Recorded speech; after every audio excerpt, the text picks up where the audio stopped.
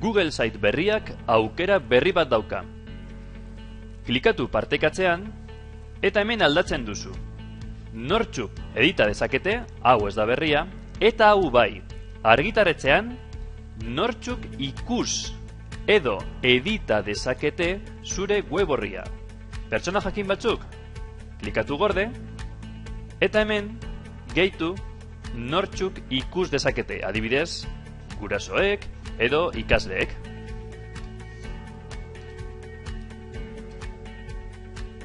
Hemen klikatzean, aukeratzen dugu argitaratzean ikus dezaketela gurasoek eta ikasleek.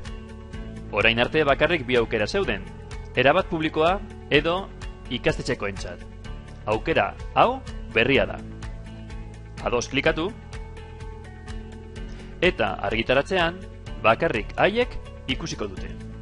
Hemen klikatzen badugu, hemendik kudeatzen dugu nortzuk ikusiko duten. Hori bai, momentuz, site osoari ematen diozu baimena ikusteko pertsona jakin batzuek. Orrialdeka oraindik ezin da egin. Eskerrik asko, agur!